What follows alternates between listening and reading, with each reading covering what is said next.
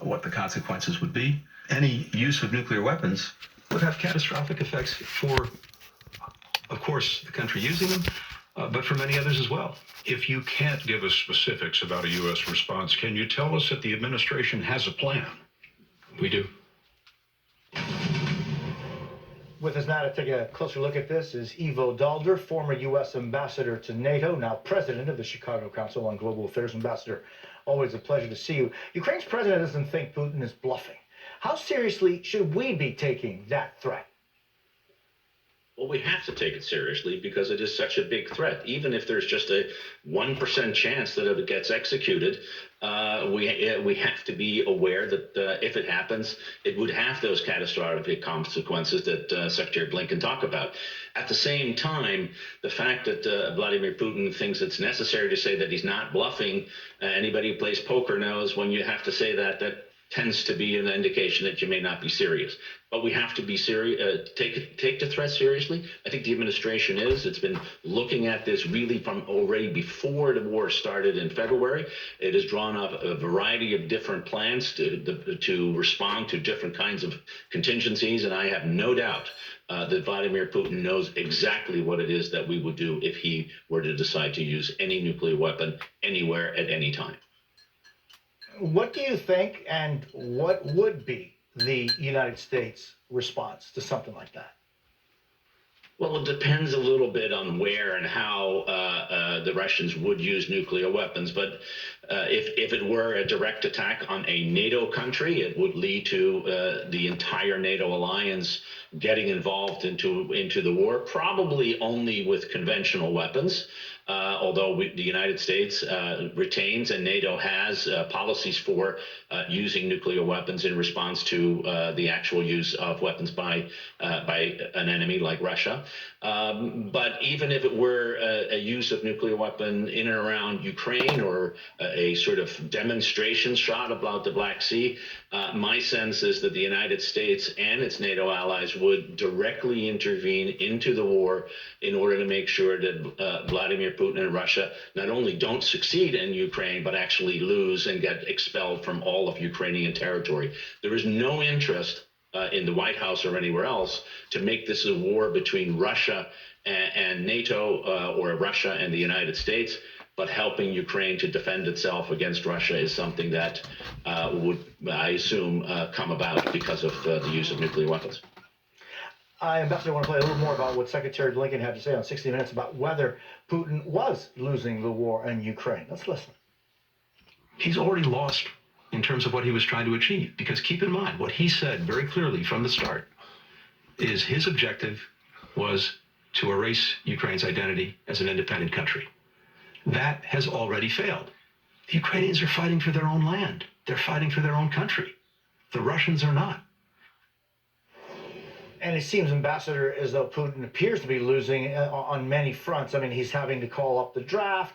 He's now threatening, possible nuclear weapons. I'm just wondering, and every decision by every policymaker or war leader, there's a cost-benefit analysis on doing things like what Putin has been threatening and been doing with the draft.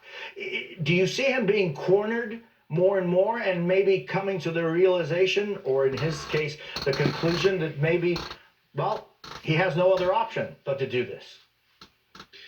Yeah, unfortunately, I think he is cornered, and the real question is at what point does he realize that escalation actually doesn't achieve what he is hoping to achieve?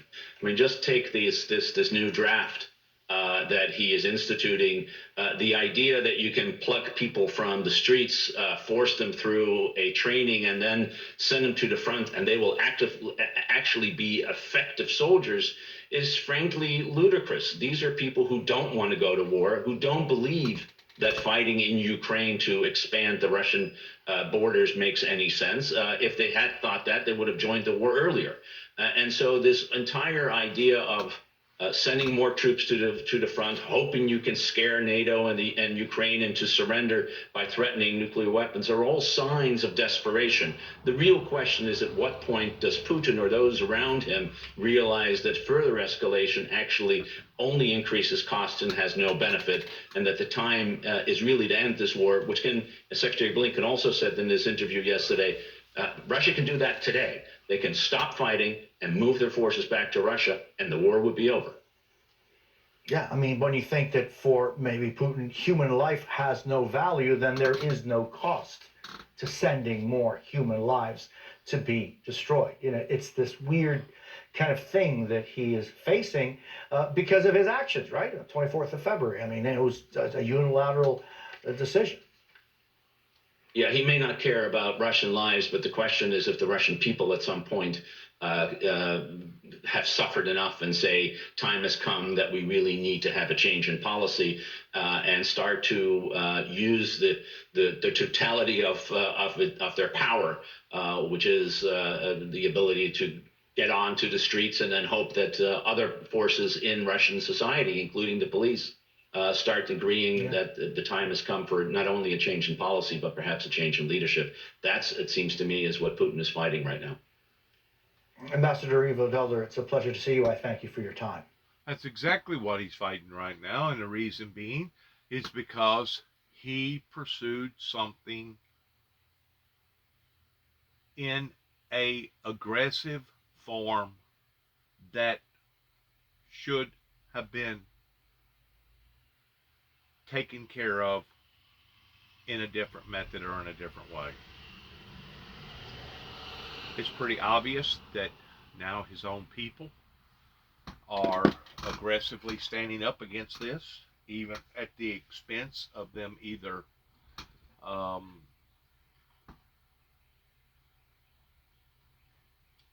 abandoning their own countries or to the expense of they're willing to go to jail or possibly even get killed in protesting against the war. So now poisonous Putin has the powers at bay that's not only against him externally, but now internally. So, which leads to the next $64,000 question: is he truly a madman that is out to pursue some sort of world dominance of superiority, even at the expense of bringing down his own people that he supposedly loves and cares about? This will basically tell the tale in whether or not we are truly dealing with a lunatic or dealing with somebody that just had the intentions of wanting to prove his point, but in reality now has been forced, his hand has been forced in retrieving, surrendering, or taking his tail between his legs like a whipped dog and going back home and reassessing what he has started here, because now he has a internal problem similar towards what's going on right now in Iran, with the women pulling off their scarves and telling the authorities that they can go straight to the you-know-what jumping off place because they're no longer going to be held under that type of evil demonic regime. Once again, I have said this before, I will say this again. All this does, pertaining to the Russian government, pertaining to Putin and his KGB ideology, all this does is prove that Ronald Reagan was in fact right whenever he brought it to the head that the oligarch tyranny type evil empire was in fact evil in its fullest. This just helps to verify that in which what our president, I think it was the 40th president if I'm not mistaken, basically said about the old USSR government to begin with. And now You know, even though you've changed the dynamics, you've supposedly changed the face of this particular entity over in Russia, but in reality, it's still got its own old characteristics that now has reluctantly stuck its ugly head out, that now the world can foresee towards this type of ideology just exactly how far behind that these people truly are. It's remarkable how things has unraveled to the degree that it has basically changed not just their dynamics over there, but our dynamics over here and the dynamics all over the world pertaining to struggling supply chains and higher fuel prices and higher fertilizer prices and higher grain prices. I mean, it's just absolutely remarkable in how that one particular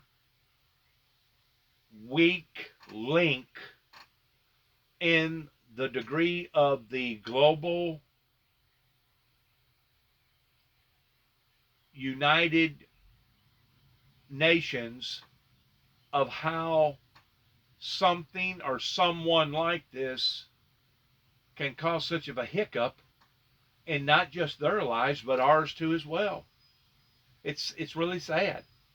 It's sad how that our government officials are not in control of the Republican democracy, world publican democracy, global world public democracy like they thought that they was towards us being the leader of the free world. It's really remarkable how that some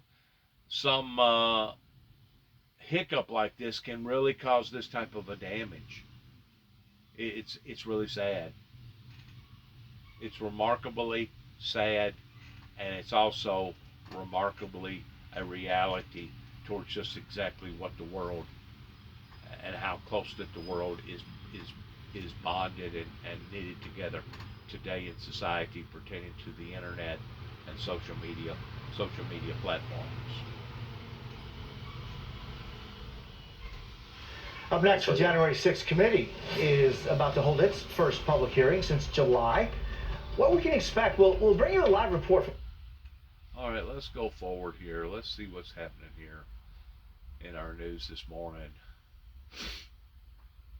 What is this? 25th, 26th, 25th, something like that. Hang on. Let's back up for a second. Let's back up. Back up. If I'm not mistaken, they're talking about some more,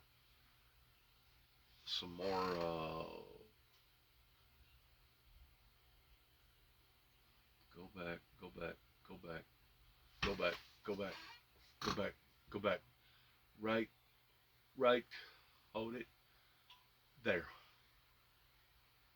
Telling authorities they must deal decisively with those who oppose the country's security and tranquility. The protests sparked by the death of 22-year-old Mahsa Amini. She had been arrested by the country's morality police for an alleged violation of Iran's strict Islamic dress code. Officials released this video showing Amini collapsing, but it's unclear what happened beforehand. Police took Amini to a hospital where she died 3 days later. They deny mistreating her. Demonstrations continue nationwide, women leading the charge in a monumental movement. They are burning their headscarves, cutting their hair in public, facing off with riot police, and walking the streets boldly without a hijab, despite the massive, possibly life-threatening risks. This younger generation of Iranians, they've lived. I've done already seen this morning. That's already done been on. So let's go on to something else real quick. Let's move on. Hurricane. January the 6th. Voting. Troublesome. Hurricane.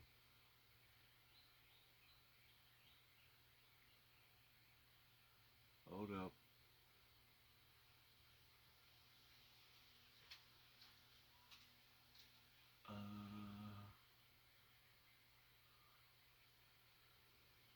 In Russia this morning, a gunman opened fire at a military enlistment office in eastern Russia. Tensions are boiling over across Russia over President Putin's call to send hundreds of thousands of reservists to the front lines of the war in Ukraine. U.S. Secretary of State Antony Blinken just announced another $457 million in assistance to Ukraine, this time for law enforcement and criminal justice. And the U.S. is sending a new warning to Russia after Putin's thinly veiled nuclear threat. NBC correspondent Aaron McLaughlin is live from Kharkiv, Ukraine. Also with me, NBC News Moscow Bureau Chief Anton Troyanovsky. So, Aaron, first to you. I know that there's things happening behind you as we speak. You just heard sirens and explosion. Tell me what you're seeing on the ground. Yeah, that's right, Lindsay. In the last few minutes or so, we heard the siren sound here in Kharkiv, the second largest city in Ukraine. That siren was accompanied by the sounds of explosions in the distance. We have heard from Ukrainian officials that a rocket attack hit the Kharkiv Oblast, a city about 55 miles from where I'm standing, striking civilian infrastructure, they say, as well as 2 homes, killing a 15-year-old Ukrainian child. It's the latest attack, really, that has hit really hard children across this country, and especially in the Kharkiv area. We were in Izum earlier this week surveying the damage. That town once occupied by Russian soldiers. It was the subject of intense bombardment for some 6 months. I could hear another explosion sounding in the distance behind me, Lindsay. In March, we were surveying an apartment building that residents were telling us in March had been hit by some sort of bombardment, the missile striking right in the center of the building, collapsing the building, killing all 54 civilians in the basement, including 2 children. We were walking around the rubble. It was staggering to see, also staggering to see just how many children are still left in Izum. And now with this latest news of a 15-year-old killed in the violence, shows no signs of stopping, Lindsay. We want to make sure, Aaron, you and your crew are safe. Anton, we know the Russians continue to protest Putin's mobilization effort, and the UK Ministry of Defense tweeted out an intelligence update this morning. They say the reservists lack training, they lack preparation. What does this mean for Putin's war and the drop in support? Well, for now, he announced this mobilization, a draft essentially of 300,000 people last week. The Russian military clearly is short of manpower on the front line. Western analysts say the Russian military does need more people. And so this was Putin really taking a step that a lot of experts were saying he was going to need to take in order to continue to wage this war. But the problem is, yes, he needs to train these people. Even before training them, he's got to get these people to actually come in. These are not reservists in sort of the American sense of the word, in terms of people who have regular training. These are civilians who served in the military at some point in their lives. And it's going to be very hard to get all those people in a place where they can actually go and make a difference for Russia's war effort. And Anton, the New York Times has a new report about growing attacks in Ukraine by drones from Iran. How much of a game changer could this be as Russia tries to gain the upper hand in Ukraine? And also, how successful has Ukraine been in intercepting these drones? Well, Ukraine has been quite successful, and Russia, one of their problems that they've seen on their side of this campaign is a real lack of unmanned aircraft in particular. That's been a real shortfall, and it's even been, you see a lot in Russia of supporters of the war, volunteers collecting donations to try to buy drones, off-the-shelf commercial drones that would help Russia in the surveillance aspect of it. Obviously, these Iranian drones are armed drones. They do have the potential to provide the Russian military something it hasn't so much had so far in terms of being able to strike targets from the air. But I think it's too soon to tell really how much of a game changer these are. Okay. And Anton, this week on NBC's Meet the Press, National Security Advisor Jake Sullivan gave a stark warning to Russia on using nuclear weapons. Let's listen. If Russia crosses this line, there will be catastrophic consequences for Russia. The United States will respond decisively. Anton, could nuclear weapons really be something that Putin would actually consider using? So he has threatened it ever more explicitly. And I think if you talk to analysts and officials in Washington, you'll hear that the point at which they get most worried about nuclear use by Vladimir Putin would be in a situation where he's really losing the war and basically faces a choice between some kind of humiliating defeat and trying to turn the situation around by taking this incredibly dramatic and horrific step. So for now, if you ask the experts, it still feels very unlikely that Putin would actually do such a thing, but the chance seems to be not zero. And I expect that we'll get even more of these threats in the days and weeks to come after Russia, as we expect, annexes or tries to annex these territories of eastern and southern Ukraine that it partially occupies. And that's something that could happen as soon as this week. Any threat level that's not zero, as you mentioned, is worrisome. Aaron McLaughlin, Anton Troianovsky, thank you both so much. Italy is poised to have its first far-right leader since World War II in what's expected to be a huge shakeup on the world stage. Results from the country's election yesterday show Giorgia Meloni's Brothers of Italy party winning the majority of seats in parliament.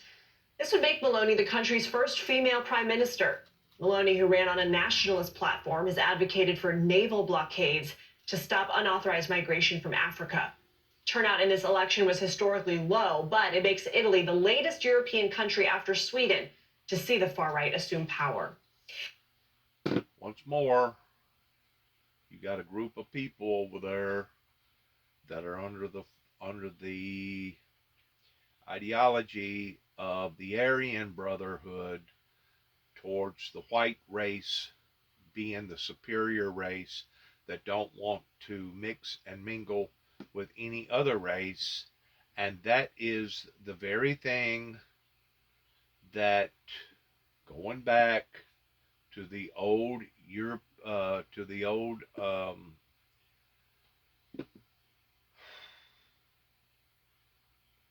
going back to the original concept of what Daniel, during the era of Daniel, which was give or take about 1,000 years BC before Christ, of the old Persian Empire ideology, that their race was in fact the dominant race above and beyond all other races, and proof is in the pudding towards what that these people are willing to do towards banning anybody from coming in from other parts of the world and basically annexing into their territory.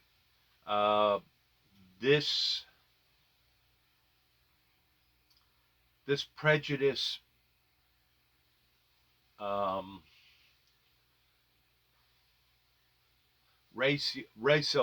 racial ideology has still not been fully tromped and romped out.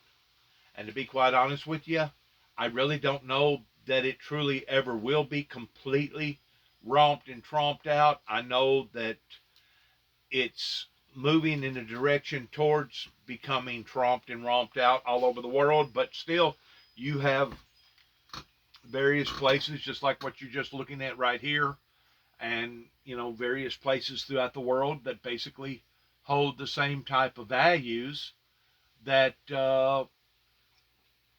that are not willing to compromise, just like you have the Iranians that are not willing to compromise towards allowing for women to have any type of say so, or allowing for women to show their face other than just showing their hands or their feet. Part of that original concept that come from the Persian Empire, that now the Sharia law over in the Arab Spring wanted to promote and is still promoting, pertaining to the Saudi Arabians. And until people are willing to come together and unifying towards towards allowing for what the Bible teaches and talks about in letting the wheat grow with the tares in up until the time of harvest, or letting the goats grow with the sheep. The goats being basically the wrong players, or the ungodly players, versus the godly players of being the sheep, until we're willing to see a major transformation in these things. We're only going to have more complicated events that are going to exacerbate the problems, even so much as what we're seeing in Iran and Russia towards these oligarchs that still want to use their old ideology and their old methods in some form or fashion, even at the expense of destroying their own people. So, the devil's on the run. There's no doubt the devil is on the run. But in doing so, it's causing horrific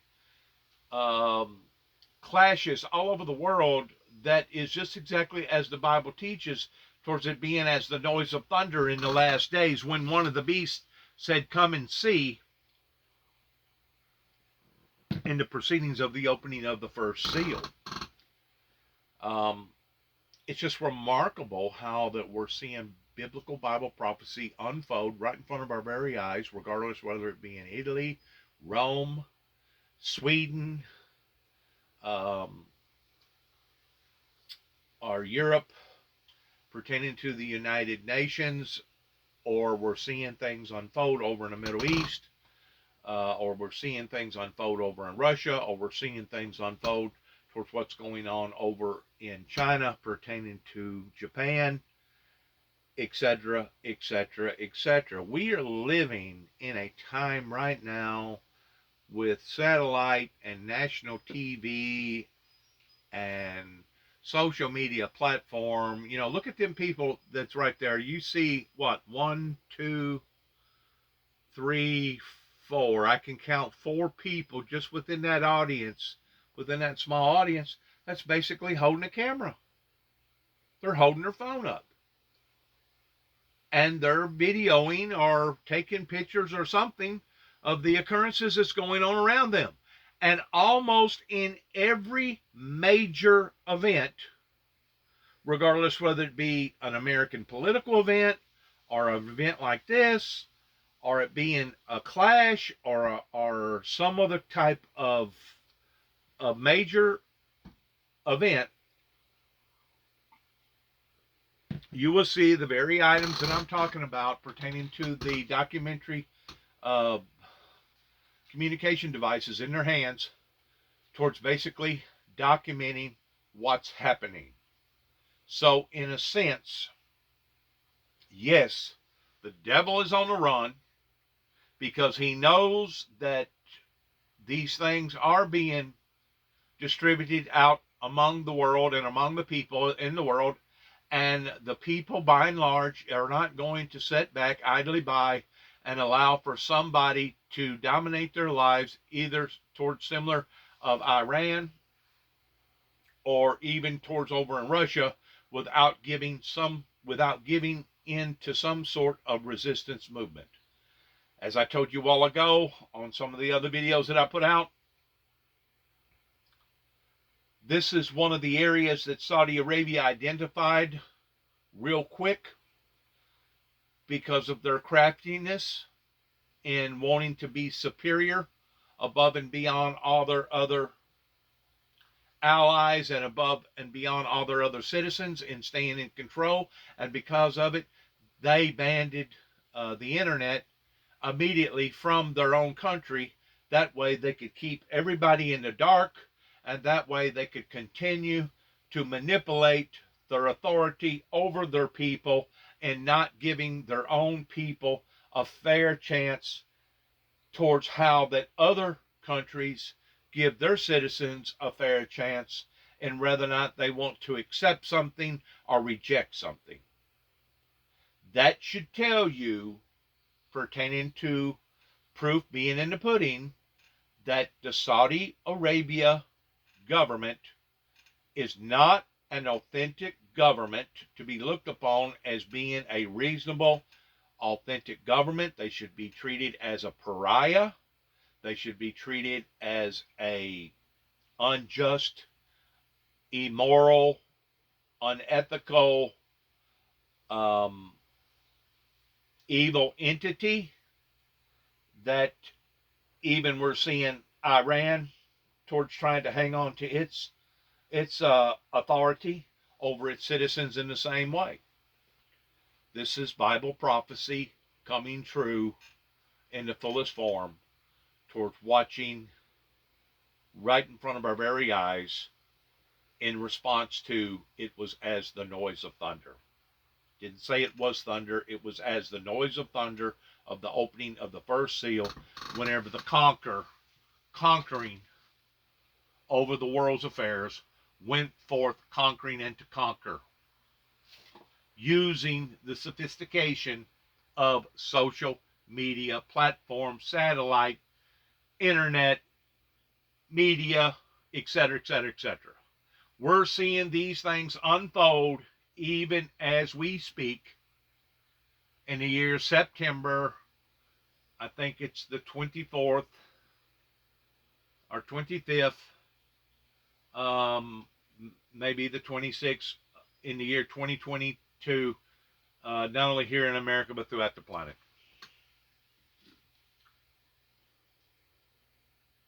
And if we're seeing these things occur on this level of global commitment, can you only imagine what we're going to see whenever the opening of the second seal happens?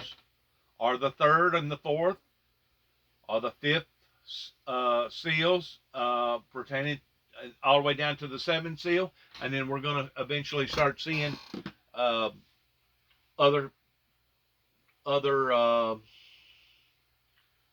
characteristics that is already done predicted of end time events that's going to happen to the planet in the days of the trumpets, whenever the trumpets shall be sounded after the seals and et cetera, et cetera. I mean, if you read the book of Revelations, it pretty well unfolds it right there in front of you towards the who, the what, the when, and the where, towards how it's going to happen.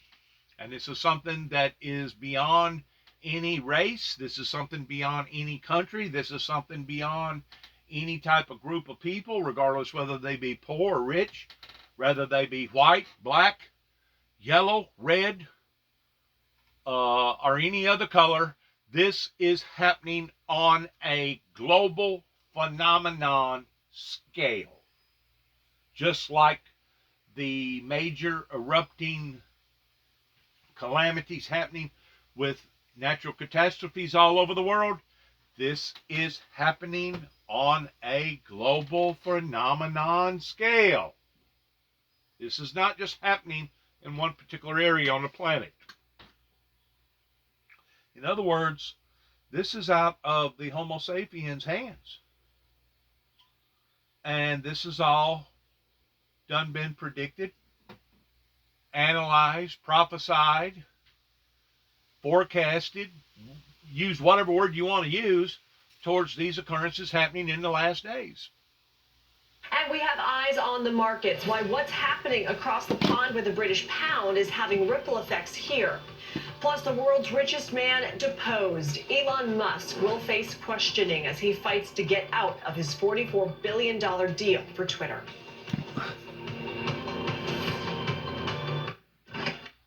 All right. I think somebody must have engaged their mouth. Public machinations, the complaining he has done on. Somebody must have engaged their mouth before they engaged their pocketbook. Something's going on there.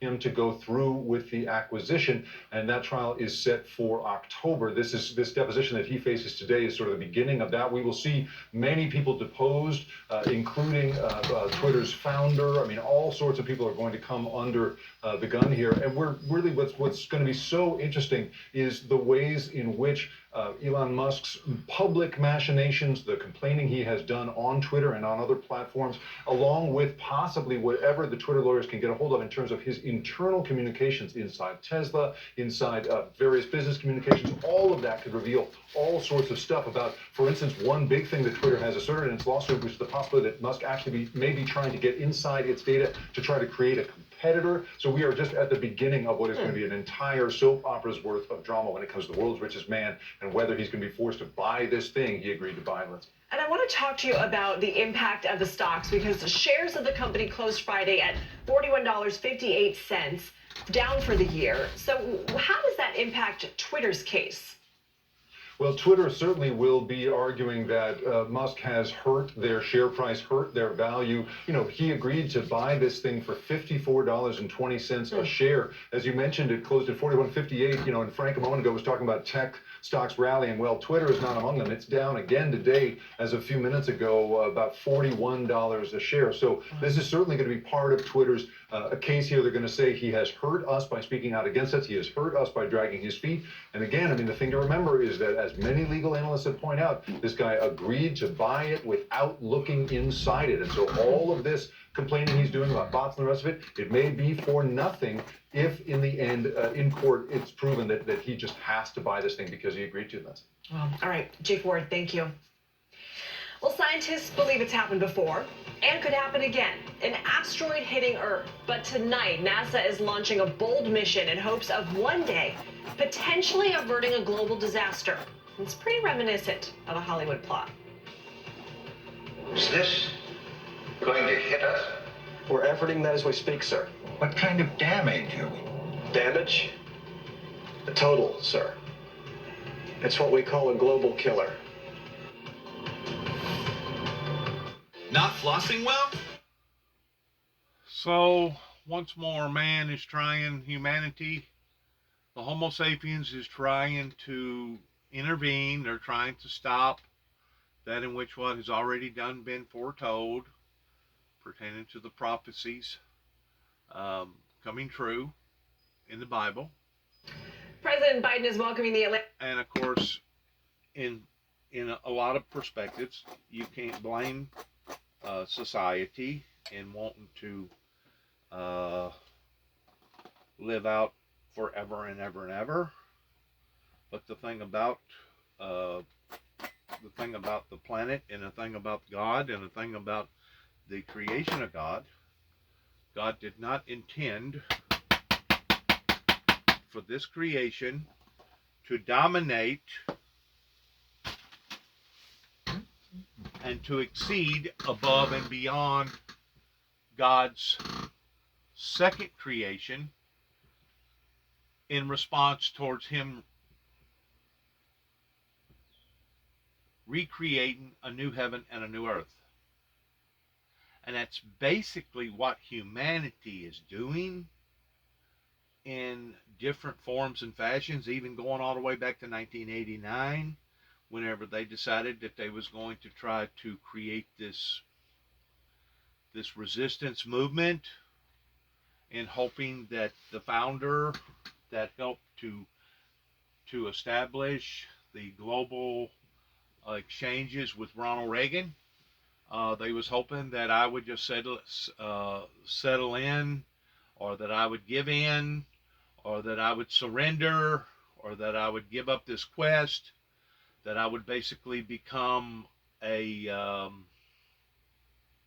deserter to that in which what God the Father had selected me for in doing. That way that they would be able to exist in their entanglements towards not only destroying each other, but destroying the planet. And I got news for them. It ain't going to happen. The Bible says that it would have been easier for all of heaven and for all of earth than for one jot or tittle to fail. And even if they was to be able to pull something like that off, inevitably the Father would still destroy mankind and destroy this world and do the things that he'd already done, made a commitment towards recreating a new heaven and a new earth. So these existences of emotion are already in motion, regardless whether they want to try to hinder it, slow it down, or yes, even destroy it or stop it. It ain't going to happen. It's not going to happen, just like it wasn't going to happen in regards towards King Herod ordering for every male child to be beheaded and thinking that they was going to be able to stop, destroy, eliminate, eradicate the very Christ child that was coming into the world at the time that the Christ child was coming into the world. We see where those attempts failed. We see where the attempts failed pertaining to wanting to destroy Moses. We've seen where other attempts failed pertaining to other prophets of God that was chosen, selected for a certain particular task, for a certain particular purpose. We see where those movements of resistances failed, just like we're going to see where this one that they're trying to pull off now in the 21st century is going to fail. And I don't know when humanity is finally going to wake up and realize that the powers that they are fighting up against is greater than them. Maybe never, I don't know. For surely reality will come to them eventually that what they're fighting up against is a losing battle. But man, have they ever brought so much endless, horrendous pain and suffering and unfairness into so many people's lives because of this resistance movement in trying to destroy, slow down, stop the very enlightenment and movement of God. So you can't tell me that the devil, first of all, isn't on the run. He is on the run. And secondly, you can't tell me that Satan isn't working through humanity towards trying to stop God and God's holy divine prophecies of being fulfilled in every form or fashion, because we have seen this now again and again and again and again and again throughout biblical history, going all the way back to basically whenever the Antichrist, Lucifer, contaminated humanity to the point that God had to destroy the old world by recreating the new. How did he create the new? He created the new by allowing the water to drain or eliminate from the earth. It evaporated. It went back into the existences of where it come from.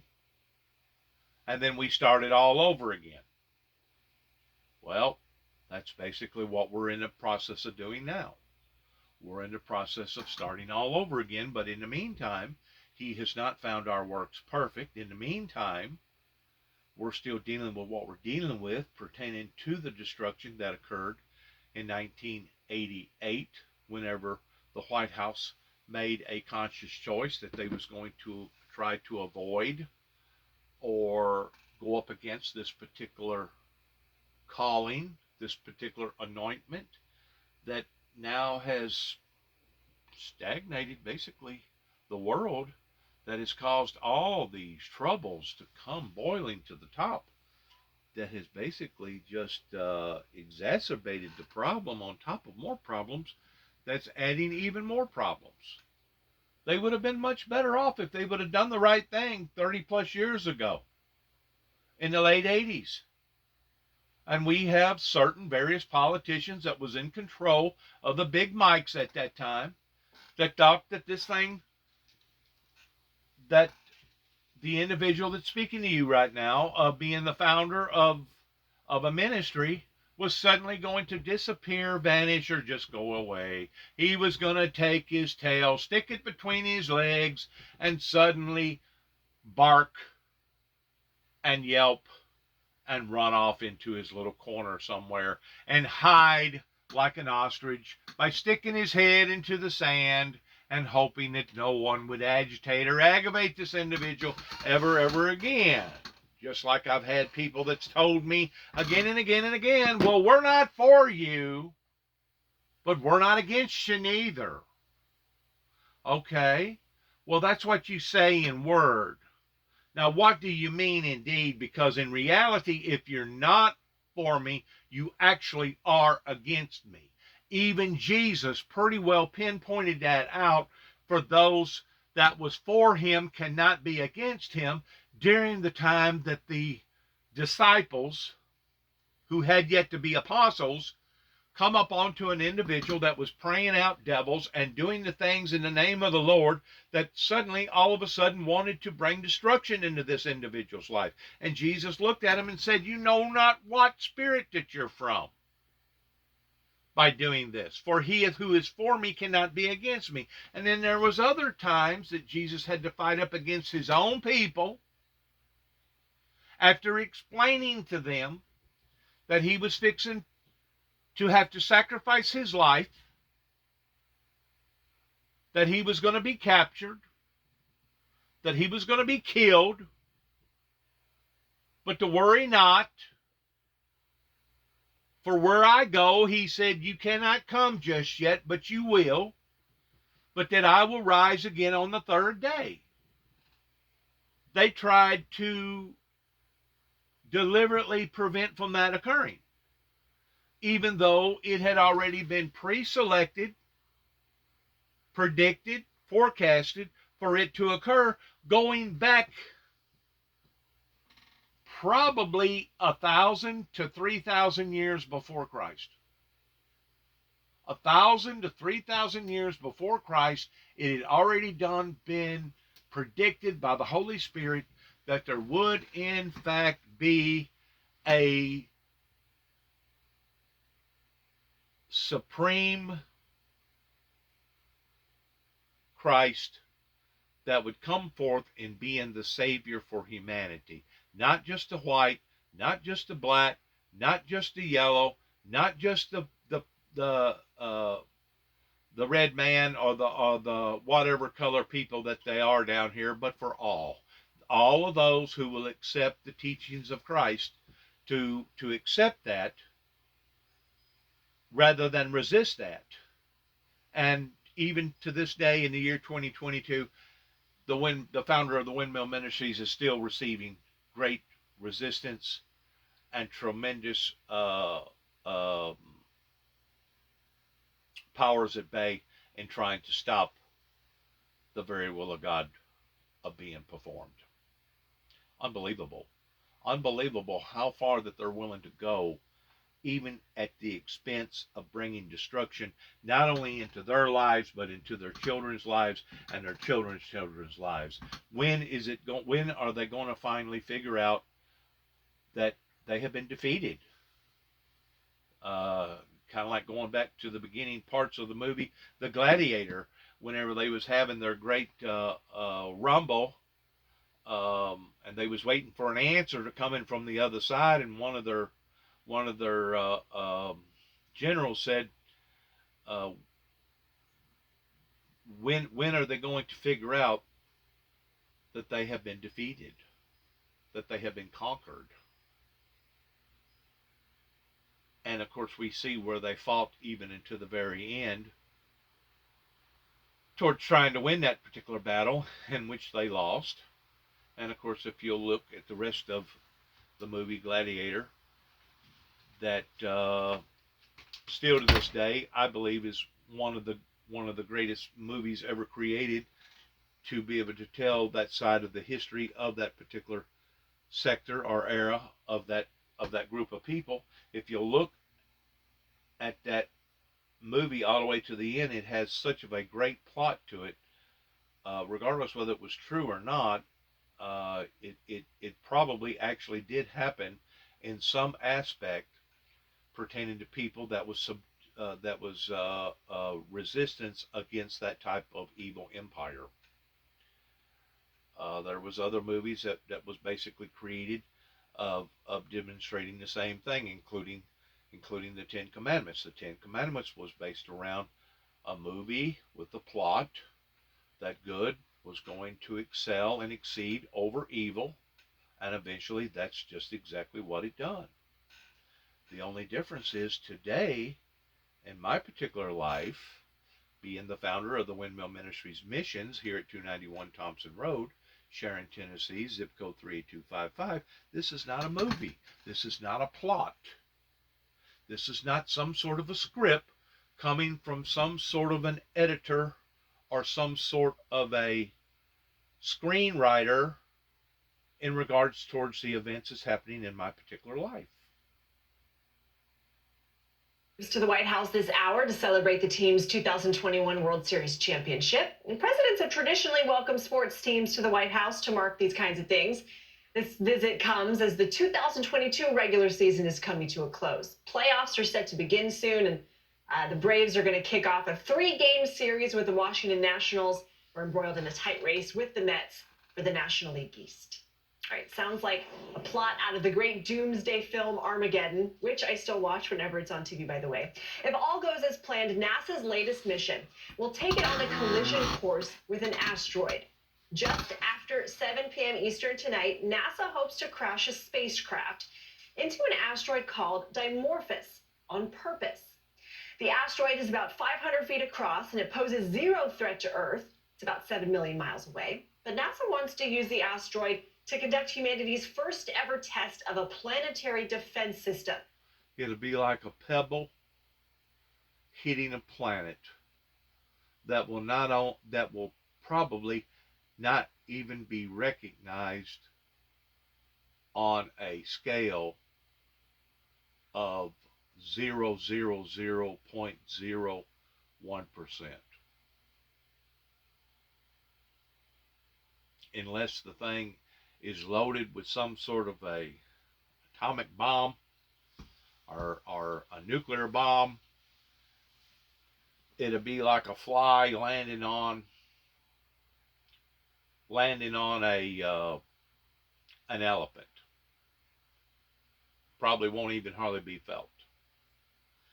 That would be my assessment of it. Now, I may be wrong, and if I am, I'm wrong.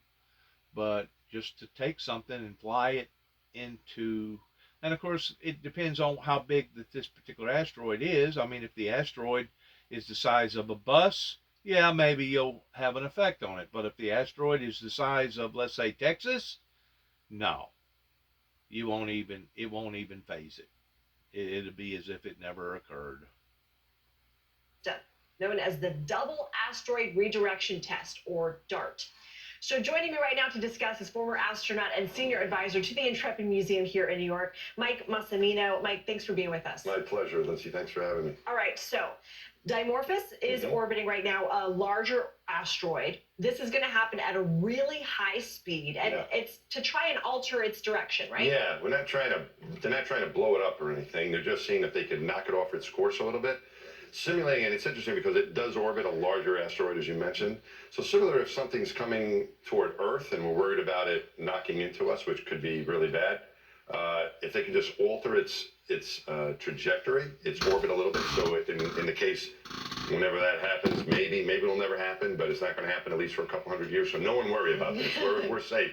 But just knock it off its path. Don't worry about blowing it up is a bigger issue because then you scatter more debris and it might create even a bigger problem.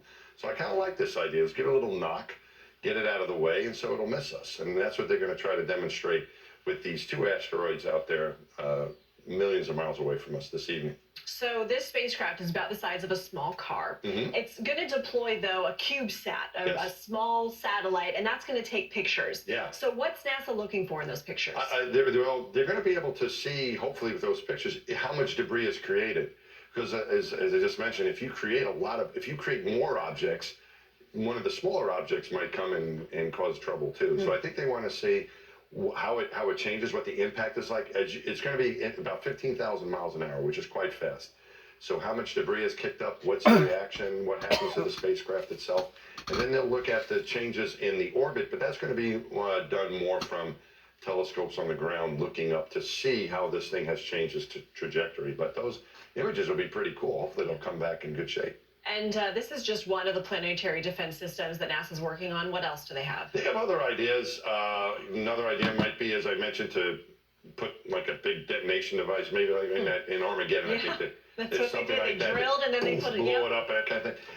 So I think that's another option that they'll look at. But this seems to be I don't know if it's the simplest, but it's certainly the one that I think would be a first choice if we had to do something like this, because it doesn't create a secondary set of debris that might cause more trouble later. All right, got to ask you about Artemis. Been Yeah. watching this closely. We had one launch day, it was scrapped. Another launch date was scrapped, and now its third launch attempt is scrapped because of Hurricane Ian. How disappointing do you think this is for NASA? I think it's a bit disappointing. I mean, but it's also, I think, good to be cautious. Yeah. And it gives them some more time to learn things. And I think in the larger set of things, the biggest circumstances, all my space launches were always delayed a little bit. Not always when you get to the pad ready to go, although that occasionally happens too. So I think there is some disappointment, of course, but I think they also realize that this is the right thing to do. And it's an opportunity to learn more. I think the rollback's a little bit disappointing, a little more disappointing because of the weather. So it's like they can't win. If they had a problem with a sensor, they had trouble fueling it, and now the weather is not cooperating. So I think the decision has just been made to roll it back, which puts them even further along. But 6 months from now, I don't think we're going to remember that much about this being delayed. We will if it launches, and so I think we'll remember a good launch. And not necessarily when it happens, but a bad experience. Of course. You'll remember that even more. So that's not a good thing. Mike Massimino, thanks My so much. pleasure. Thanks for having me. That'll do it for me this hour. Andrea Mitchell Reports starts next. COVID-19 moves fast, and now you can too, by asking your healthcare provider if an oral treatment is right for you. Oral treatments can be taken at home and must be taken within 5 days from when symptoms first appear. If you have symptoms of COVID-19, even if they're mild, don't wait. Get tested quickly. If you test positive and are at high risk for severe disease, act fast. Ask if an oral treatment is right for you. COVID-19 moves fast, and now you can too. Make your home. We're going to end this pertaining to that. Once more, humanity can pull all the rabbits out of their hat if they want to. But ultimately, the bottom line is this: whatever has been predicted in the time that it's been predicted in, they may give the attempts towards wanting to hinder it, slow it down, thinking that they're going to be able to stop it, regardless whether it be a ministry, regardless whether it be a meteor, regardless whether it be this or that. But the way I see it, the trajectory that the world is on right now, we may not necessarily have to worry so much about God destroying this planet as we do us destroying ourselves, because we did not pay enough attention to the facts during the time that the facts was presenting themselves, and now we're being inundated by the facts. Oh, what a tangled web that the Homo sapiens do weave. But ultimately, when they figure out that they have been deceived,